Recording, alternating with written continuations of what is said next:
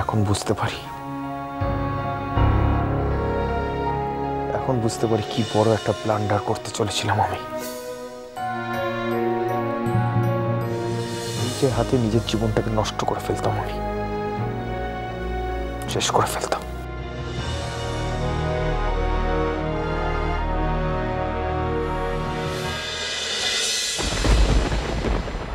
তোমাকে আগেও বলেছি,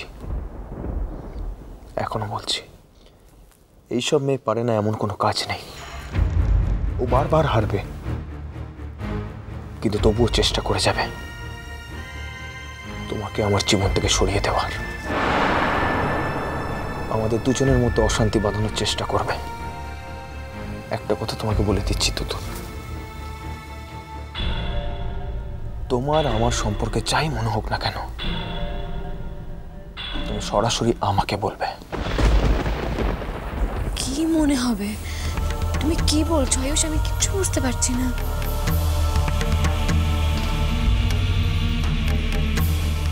তোমার সম্পর্কে আমার কোনোদিন কিচ্ছু মনে হবে না আয়ুষ? এই কথাটা যেন চিরকাল মনে থাকে তুতুল, প্লিজ ভুলে যাও না। কখনো ভুলবো না।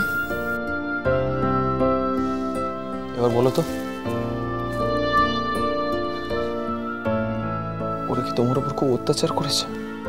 ওরা আমার গায়ে হাত দিতে এসেছিল, কিন্তু শেষ পর্যন্ত আমি রুখে দাঁড়িয়েছিলাম বলে সাহস পাইনি। জানো, আমি একটা খাড়া তুলে নিয়েছিলাম, আর যদি সত্যি সত্যি ওরা আমার গায়ে হাত দিত না, ওই খাড়া দিয়ে আমি ওদের গলা কেটে ফেলতাম একেবারে।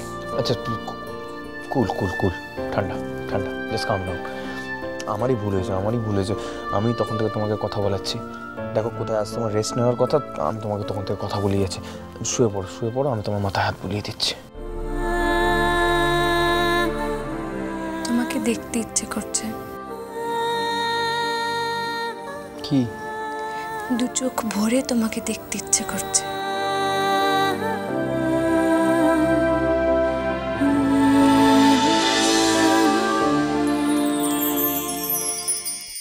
আর কখনো এরকম অ্যাডভেঞ্চার করবো না, কখনো এরকম কোথাও যাবো না।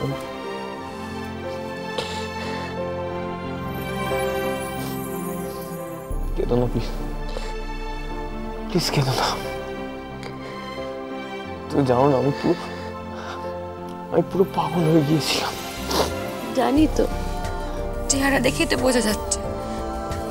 কাল থেকে কিন্তু আমি তোমার খুব যত্ন করবো, আর তোমাকে আমার সব কথা শুনতে হবে।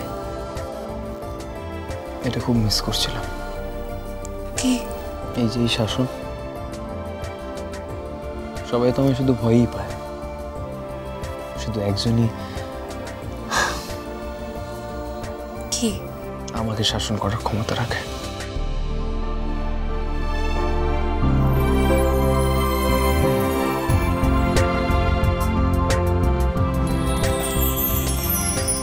ওরা যদি আমাকে অসম্মান করতো, তাহলে আমি কিছুতেই তোমার কাছে আসতাম না। কি? আমি আসতামই না, আমাকে ছুঁতে দিতাম না আমি তোমাকে। এসব কথার মানে কি তুতুল? ইনফ্যাক্ট তুমি যেটা মিন করছো, এটার ইঙ্গিতটা তখন ওই মধুশ্রী দিয়েছে। আমাদের কারোর মাথা থেকে এরকম কোনো কথা আসেনি। তুমি এখন এসব ভাবতে শুরু করেছো নাকি?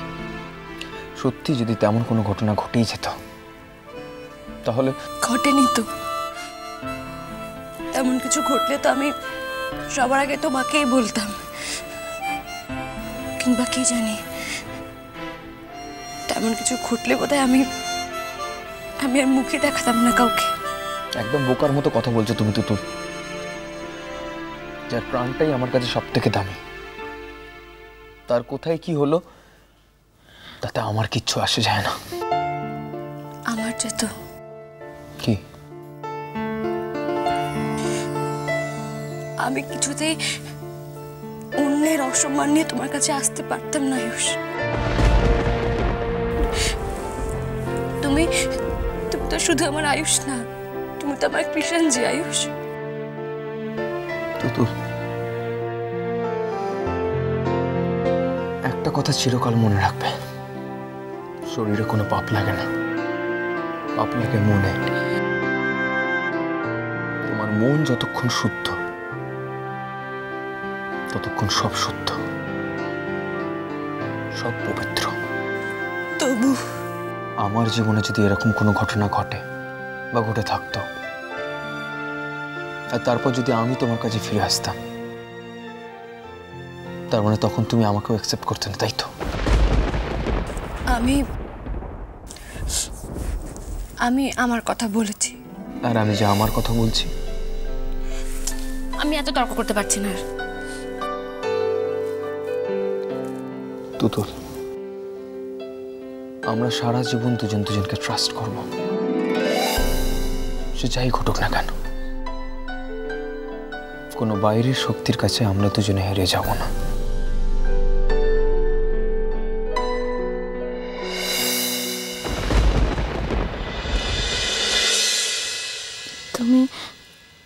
তুমি আমার জন্য খুব চিন্তা করছিলে না? চিন্তা করছিলাম মানে? আমার বারবার মনে হচ্ছিল যেন আমি মরে যাব। বলে না। না তুতুল, সত্যি বলছি। আসলে আমি নিজেও কখনো জানতাম না আমি কাউকে এত ভালোবাসতে পারি। জানো তুতুল, এর আগে কোনো সম্পর্কে আমি এতটা সিরিয়াসলি নিইনি। But you have done it. You have done it.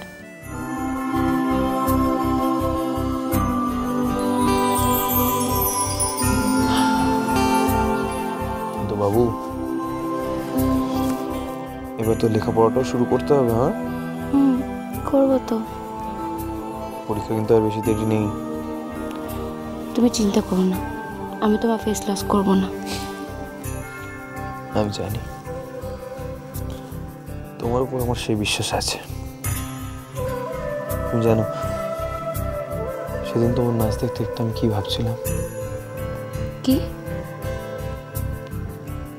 আমি ভাবছিলাম একদিন তোমাকে তৈরি করে আমি সবার সামনে প্রেজেন্ট করব। তোমার মধ্যে সবকিছু আছে তুতুল, খালি একটু তৈরি হওয়ার সময় দিতে হবে। তোমাকে আমি নিজের হাতে তৈরি করব, নিজের হাতে গড়ে তুলব তোমাকে।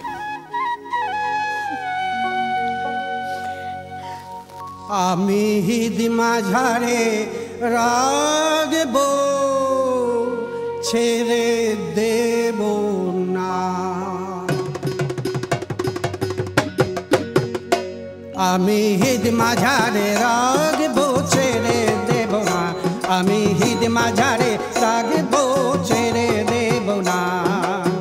ছেড়ে দিলে সোনার গরুর আর তো পাবো না। ছেড়ে দিলে সোনার গরুর আর তো পাবো না। আমি হিদ মাঝারে রাগব, ছেড়ে দেব না। আমি হিদ মাঝারে রাগব, ছেড়ে দেব না।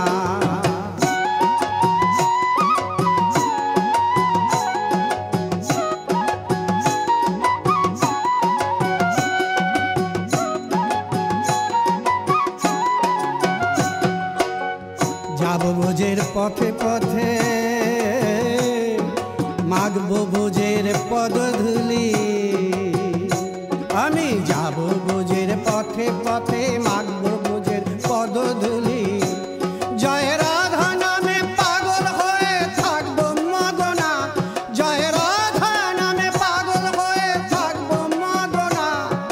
ছেড়ে দেব না আমি হিদ মাঝারে রাগব, ছেড়ে দেব না। আমি হিদ মাঝারে রাগব, ছেড়ে দেব না।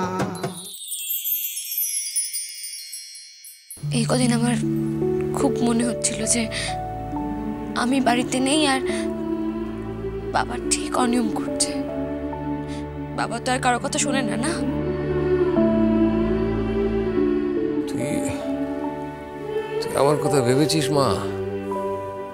একদিন ওই অবস্থার মধ্যে থেকেও তুই চিন্তা করেছিস আমি অনিয়ম করছি কি? এটা তুই চিন্তা করেছিস? আমি তো তখন ভাবছিলাম যে আমার তো যা হওয়ার হয়েই গেল, বাড়ির সবাই যদি অসুস্থ হয়ে পড়ে, বাবার টেনশন করা বারণ। বাবা যদি আর এসব কথা শুনতে চাই না, আর এসব কথা শুনতে চাই না। দেখ না এখন থেকে তোকে আমি কিরকম সাবধানে রাখি, পারলে আমি তুলোয় বুড়ে রেখে দিতাম।